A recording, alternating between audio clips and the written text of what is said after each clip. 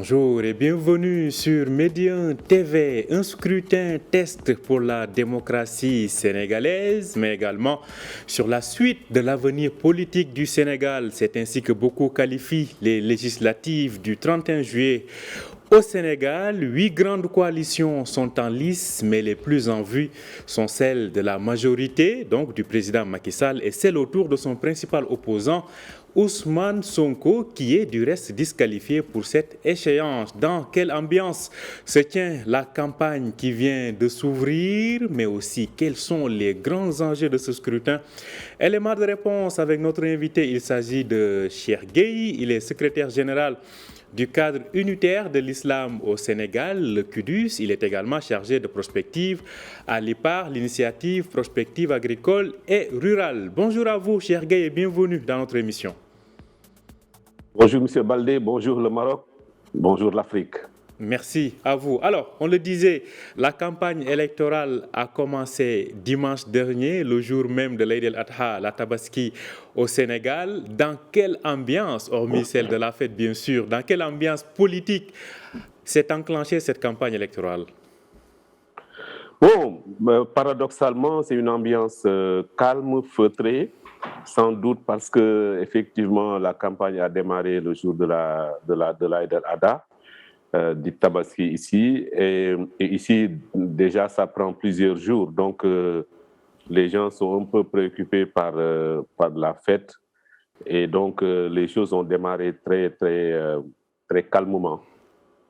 Mais évidemment, toutes les coalitions sont en train de s'adapter en rencontrant les autorités religieuses du pays qui ont passé tout le week-end à faire des appels à la paix, à la non-violence, à la stabilité, justement parce que depuis quelques semaines, il y a eu une très grosse tension entre les hommes politiques et dans l'espace public, effectivement, à l'occasion de manifs, puisqu'il y a eu 3 morts lors des manifestations qui se sont déroulées le 17 juin.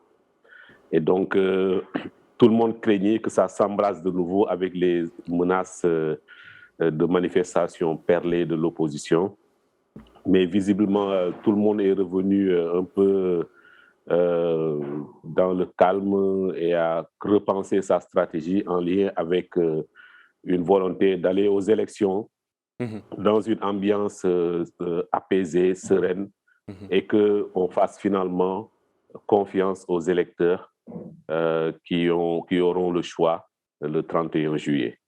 Alors, justement, vous avez évoqué ce risque de violence. Est-il aujourd'hui réel, notamment pendant les campagnes, mais peut-être aussi le jour du vote, ou pensez-vous que la situation est désormais apaisée et que l'ambiance politico-politicienne peut continuer sans violence?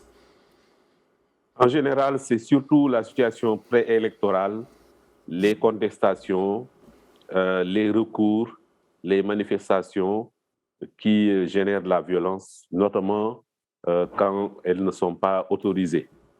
Mais globalement, durant la campagne et le jour de l'élection, au Sénégal, depuis une trentaine d'années, il ne se passe pas grand-chose en termes de remous.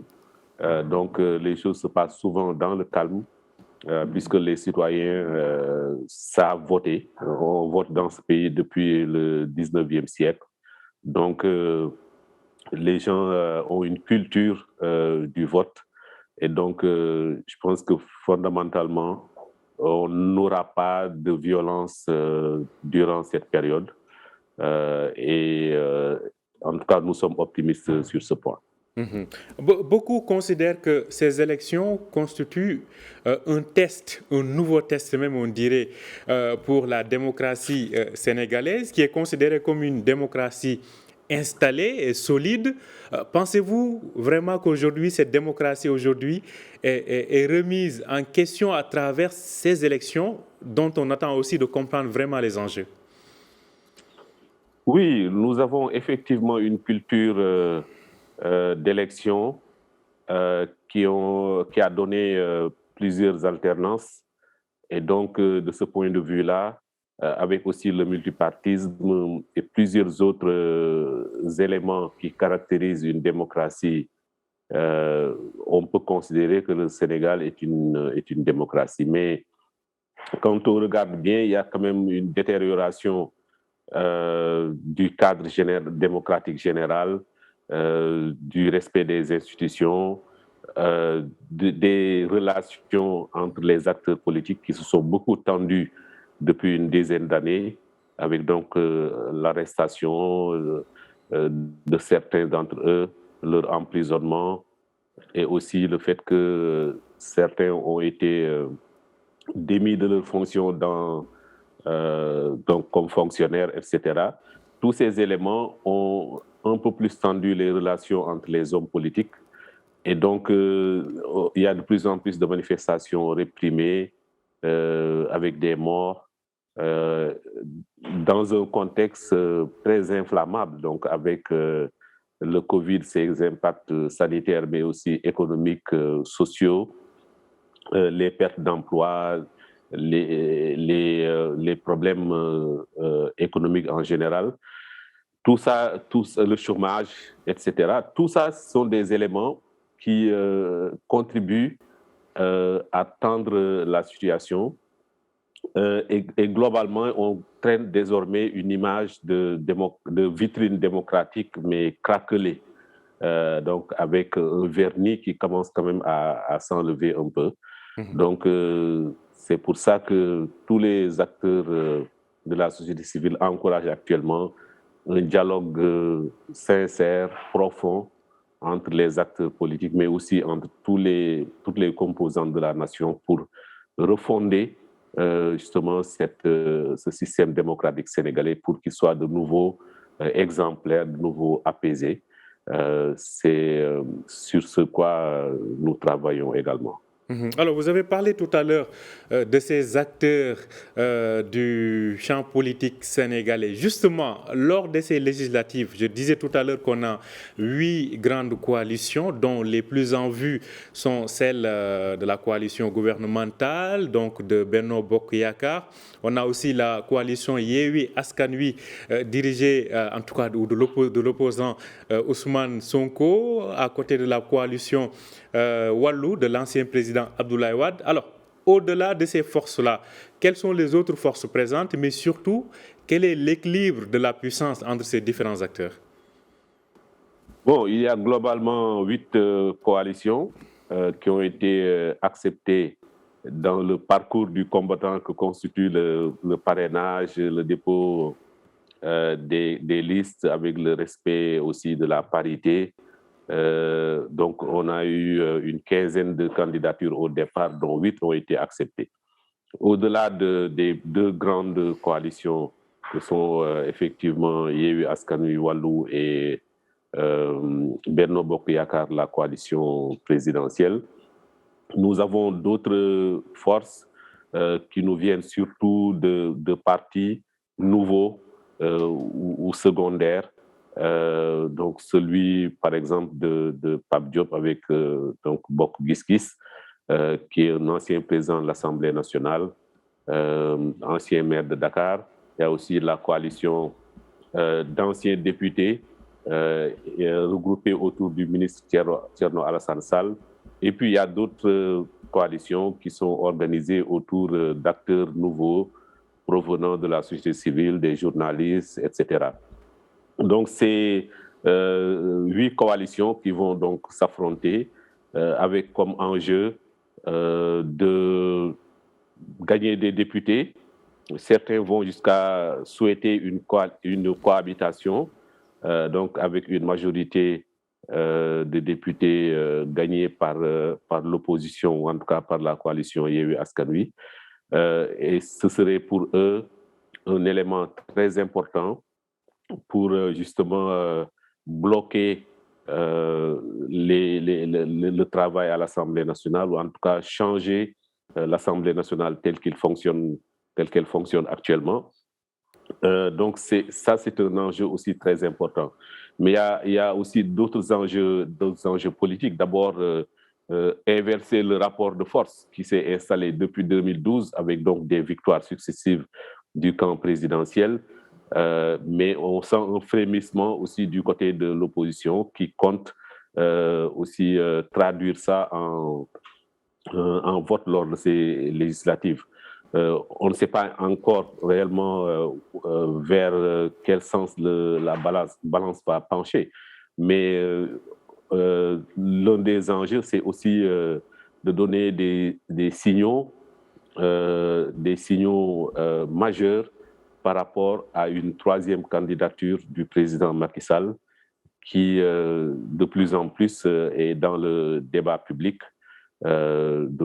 Certains pensent qu'il va tenter ce troisième mandat. Justement, c'est un des points, comme vous l'avez dit, extrêmement important dans le débat politique actuel du Sénégal, c'est de savoir en quoi, justement, ces législatives constituent un référendum populaire par rapport à cette éventualité de troisième mandat présidentiel. Oui, le pays tremble depuis 2019, juste après l'élection présidentielle de 2019 et le choix qui a été porté sur Macky Sall. Il y avait déjà un début de discussion, de débat sur un des articles de la nouvelle Constitution donc qui mettait un peu en doute le fait que le président puisse se présenter pour une troisième candidature ou pas. Et donc, dans ce débat juridique, évidemment, il y a à boire et à manger, mais il y a aussi l'engagement du président Macky Sall de ne pas briguer un troisième mandat et même de bloquer dans la Constitution toute tentative dans ce sens avant les élections de 2019. Donc, tous ces éléments-là sont actuellement remis sur la table et constituent des enjeux importants pour cette élection. Et il nous semble qu'effectivement, on va avoir entre cette élection et l'élection présidentielle une situation de tension extrême jusqu'au moment où il se déclarera non candidat ou s'il se déclare candidat, on aura également des tensions très, très importantes. C'est le risque que tout le monde craint.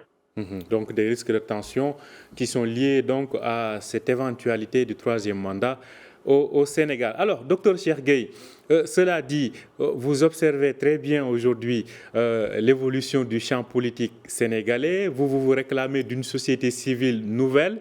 Le Sénégal est considéré comme une exception dans son environnement ouest-africain, parce qu'on parle de soupapes de sécurité dans la société sénégalaise qui permettent de prévenir ce genre de tensions politiques. Aujourd'hui, est-ce que ces soupapes de sécurité fonctionnent?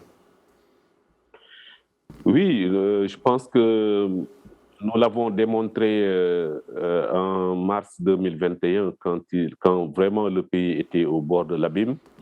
Les acteurs religieux ont joué un rôle très important d'apaisement. Mais il y a une profondeur historique dans ce rôle de régulateur, de médiateur des acteurs politiques, des acteurs religieux, pardon, au-delà d'être des guides religieux, au-delà d'être parfois des tribuns pour l'intérêt général, ils sont aussi des régulateurs, puisqu'ils ont des disciples dans tous les camps politiques et tout le monde les écoute. Et de ce point de vue-là, le rôle est très, très important. Il a été très important dans toute l'histoire politique du Sénégal et encore plus aujourd'hui parce que nous avons beaucoup plus de tensions qu'avant. Et donc, à chaque fois que l'occasion se présente, le cadre unitaire de l'islam, qui est une des organisations qui regroupe des représentants de toutes les confréries islamiques, soufis et aussi des associations islamiques, prend son bâton de pèlerin, peut discuter avec les acteurs de l'opposition comme les acteurs du pouvoir. Nous avons été reçus par le président de la République 2 fois en 2021. Donc, c'est toujours l'occasion de rappeler l'importance de faire des sacrifices énormes pour garder la légendaire stabilité de ce pays et donc d'inviter aussi les citoyens à la responsabilité. Cet élément-là est effectivement une vraie soupape de sécurité pour notre pays et j'espère qu'il en sera ainsi parce que effectivement, dans le contexte actuel, régional comme international, nous avons vraiment besoin d'un pays qui fait face à cette crise avec une cohésion sociale. Et justement, pour que ça soit quelque chose de pérenne, il faut que nous apprenions à réinventer notre contrat social en le rediscutant. Et c'est aussi une des entreprises que nous voulons lancer dans les prochains mois. Merci à vous, cher Gueye, d'avoir été en direct avec nous depuis Dakar pour nous parler donc des enjeux de ces élections du 31 juillet, dont la campagne électorale vient d'être lancée il y a de cela quelques jours. Cher Gueye, je rappelle que vous êtes donc le secrétaire général du cadre unitaire de l'islam au Sénégal, entre autres fonctions. Merci d'avoir accepté notre invitation. Merci. Merci à vous aussi de nous avoir suivis. Je rappelle que vous pouvez retrouver cet entretien sur notre site www.medianews.com. Bonne journée, bonne suite de programme sur Médien TV.